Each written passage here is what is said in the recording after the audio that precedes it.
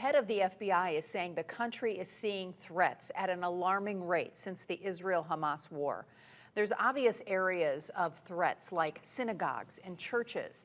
Wink News reporter Liz Byro joins us live. And Liz, where else are areas of risk this holiday season?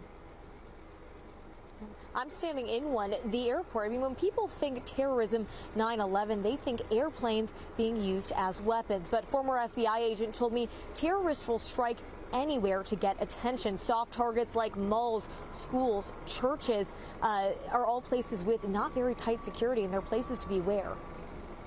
Everyone remembers where they were on 9/11. I was in Boston at the time working. I was in Manchester, New Hampshire. I was on my driveway washing my car. Dean Fernandez was living in New York, lived through the terror.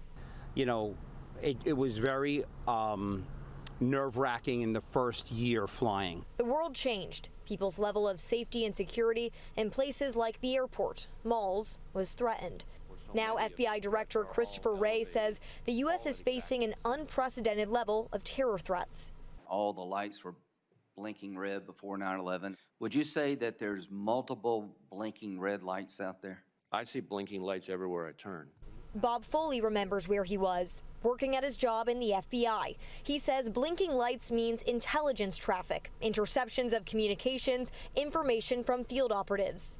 The FBI says the primary targets churches, synagogues, and members of the Jewish community. Foley says acts of terror can happen anywhere attention can be brought to a message, but we are in a much better place today than 2001. Currently, water has reached this level and all the priorities are being addressed.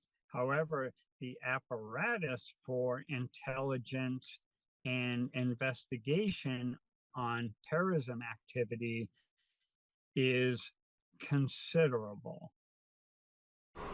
Bob told me the two major fronts the FBI is addressing is state-sponsored terrorism, groups like Al-Qaeda, ISIS, and homegrown or violent extremists or lone wolves. And the latter can be more concerning. They may be inspired by state-sponsored marketing and therefore harder to detect. Live at RSW, Liz Byro, Wink News.